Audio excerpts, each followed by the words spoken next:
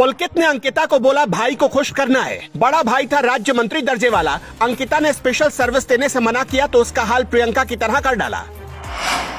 पिता के पावर पर धौंस दिखाता था, 10,000 रुपए में खरीदना चाहता था अंकिता को। पापा की पहुंच दिल्ली तक थी, उसे लगता था गरीब घर की है अंकिता, मेरा कुछ नहीं होगा। अंकिता पहली नहीं थी, अंकिता की तरह प्रियंका ने मना किया, कहां गई किसी को पता नहीं चला। अंकिता के साथ क्या हुआ राज खुल गया, लेकिन प्रियंका के साथ क्या क्या हुआ। पुलकित आर्या की शिकार कितनी लड़कियां हुई, इतना तो तय है कि अंकिता पहली नहीं थी। अंकिता से पहले थी प्रियंका, लेकिन प्रियंका कहां गई किसी को खबर नहीं लगी। ना सरकार, ना सिस्टम, ना पुलिस, ना नेता, ना विधायक, और तो और बीजेपी की महिला नेताओं का मुंह भी नहीं खुला। कहते हैं आर्या फैमिली के आगे उत्तराखंड की पुलिस और पिछली सरकारें सब चरण वंदन करने लगते थे, क्योंकि पावर और पैसा दोनों था इस फैमिली के पास, और जब ये दोनों आ जाए तो इंसान खुद को भगवान समझ बैठता है। सरकारें अगर गुनहगारों से दोस्ती करने लगे तो समाज में पुलकित जैसे लोग पैदा होते हैं। उत्तराखंड में पिछले 6 सालों से बीजेपी की सरकार है, लेकिन पुलकित आर्या और उसके पिता विनोद आर्या का कच्चा चिट्ठा जानकर भी कोई खोल नहीं पाया। 19 साल की अंकिता ही नहीं, बल्कि उसी रिजॉर्ट में काम करने वाली प्रियंका कहां चली गई, आज तक किसी को पता नहीं चला। अंकिता के चैट्स, उसके जम्मू वाले दोस्त की कहानी, ये सारी चीजें आपको आगे बताएंगे, लेकिन उससे पहले एक और इंसाफ की आवाज उठानी पड़ेगी। प्रियंका कहां है? 8 महीने पहले पौड़ी गढ़वाल के ठीक उसी जगह से एक लड़की लापता हुई जहां से अंकिता भंडारी लापता हुई थी।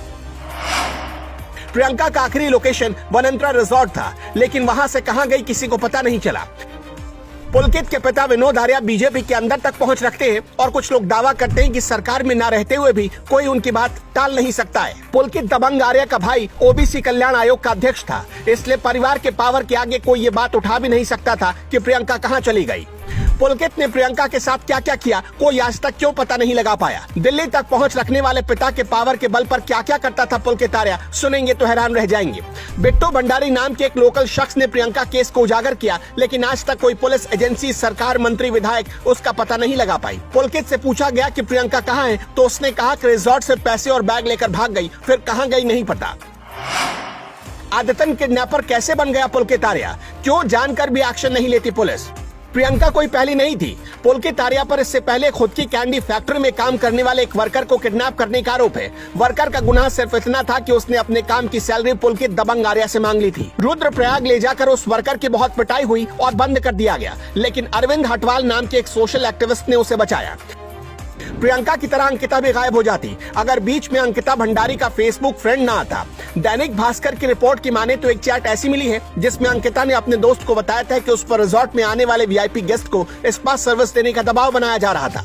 उसके साथ जबरदस्ती की गई और गेस्ट को खुश करने के लिए 10,000 रुपए का ऑफर दिया गया। अंकिता से कहा गया तुम्हें गेस्ट हैंडल करने हैं, अगर नहीं करोगी तो तुम्हें हटा देंगे। जी न्यूज का दावा है कि वो वीआईपी सर्विस किसी और को नहीं बल्कि आर्या परिवार के पहले चश्मोचराग अंकित आर्या के लिए था। अंकिता की चैट उसके जम्मू में रहने वाले दोस्त ने शेयर की थी। जब आप इस चैट की एक एक लाइन को पढ़ेंगे तो पता चल जाएगा कि शराफत का चोला पहनकर नेतागिरी करने वाले इन लोगों का असली चेहरा क्या है। जम्मू के जिस दोस्त ने चैट शेयर की उसकी रोज अंकिता से बात होती थी। 18 सितंबर की शाम करीब 8 बजे दोस्त की अंकिता से बात नहीं हो पाई। वो समझ गया कुछ तो गड़बड़ है। उसने रिजॉर्ट के मालिक पुलकित आर्या को कॉल किया, लेकिन जवाब मिला कि अंकिता अपने कमरे में सो रही है। दूसरे दिन पुलकित का फोन स्विच ऑफ हो गया। इसके बाद दोस्त जम्मू से ऋषिकेश पहुंचा और मीडिया से अंकिता का मुद्दा उठाने की गुजारिश की।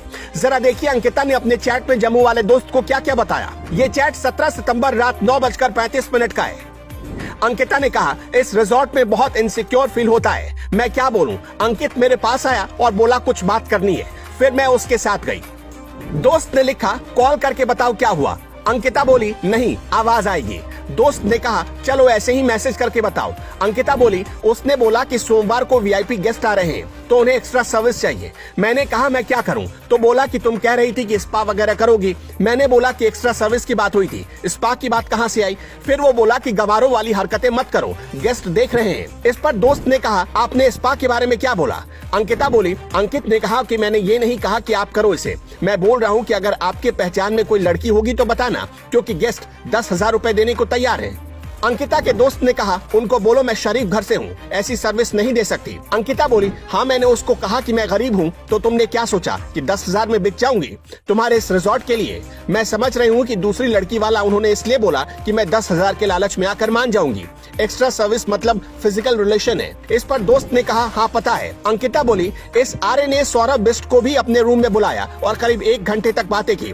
अंकित ये बात करने के बाद बोला आर्य सर को मत बताना, लेकिन मुझे पता है कि आर्य को सब पता है। इन तीनों ने जानबूझकर बोला ताकि मैं इनके पैसे के लिए हाँ कर दूं।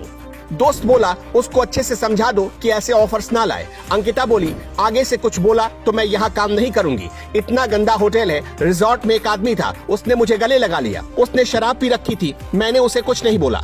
अंकित ने भी बोला कुछ मत बोलना नहीं तो लड़ाई हो जाएगी। दोस्त बोला कौन है वो, इसका नंबर निकालो, इससे मैं पर्सनली मिलूंगा आकर। अंकिता पढ़ने में काफी होशियार थी। 2020 में अंकिता ने 88% नंबर लाकर 12वीं में टॉप किया था। उसने होटल मैनेजमेंट की पढ़ाई की। इसी 28 अगस्त को ऋषिकेश के वनंतरा रिजॉर्ट में बतौर रिसेप्शनिस्ट का काम शुरू किया था। यानी अंकिता भंडारी को यहाँ नौकरी करते हुए सिर्फ 1 महीने भी नहीं हुए थे, लेकिन 1 महीने में ही पुलकित ने अपना असली रंग दिखा दिया। अंकिता का मुख्य आरोपी पुलकित आर्या के पिता ने 10 सालों में आयुर्वेद फार्मेसी के नाम पर खूब शोहरत कमाई और इसी फार्मेसी के नाम पर करीब 10 एकड़ जमीन गांव वालों की हड़प गए। जैसे पिता वैसा ही बेटा। पुलकित के गुनाहों का कच्चा चिट्ठा यहीं खत्म नहीं होता। 2016 में ऋषिकेश आयुर्वेद कॉलेज में चर्चित मुन्ना भाई कांड हुआ और पुलकित ने एडमिशन में जबरदस्त फर्जीवाड़ा किया। 2016 में बीएमएस में कुछ बाहरी कैंडिडेट एग्जाम देते पकड़े गए और उन्हें पुलकित लेकर आया था। 2016 में जब पुलकित आर्या को ऋषिकेश कॉलेज से बाहर किया गया तो कॉलेज प्रशासन को दोबारा एडमिशन करने के लिए उसके पिता विनोद आर्या ने 2 करोड़ रुपए और एक ऑडी कार देने का लालच दिया था। हरिद्वार में अनगिनत लड़ाई झगड़ों में पुलकित आर्या का नाम है, लेकिन पिताजी कहते हैं मेरा बेटा बहुत शरीफ है। कहते तो ये भी है कि उत्तर प्रदेश के गाजियाबाद में भी उसके खिलाफ मामला दर्ज है। अंकिता भंडारी मामले में सरकार को इसलिए भी एक्शन लेना पड़ा क्योंकि बात बहुत ऊपर तक पहुंच गई थी और लोगों की संवेदनाएं अंकिता के साथ जुड़ी थी।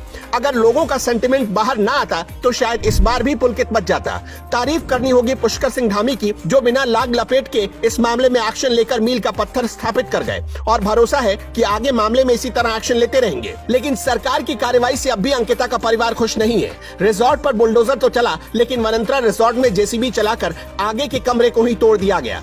इसी कमरे में अंकिता रहती थी। जांच के लिए पुलिस ने कमरे को सील किया था, लेकिन वाहवाही लूटने के चक्कर में सबूत ही मिटा दिए गए। उससे पहले भी उत्तराखंड के विधानसभा अध्यक्ष रितु खंडूरी ने खुद उत्तराखंड सरकार की पुलिसिंग सिस्टम पर सवाल उठाया था। उत्तराखंड के ज्यादातर इलाकों में आज भी राजस्व पुलिस के भरोसे सब कुछ चलता है। उनका कहना है कि राजस्व पुलिस की जगह अगर नॉर्मल पुलिस काम कर रही होती तो शायद अंकिता हमारे बीच होती।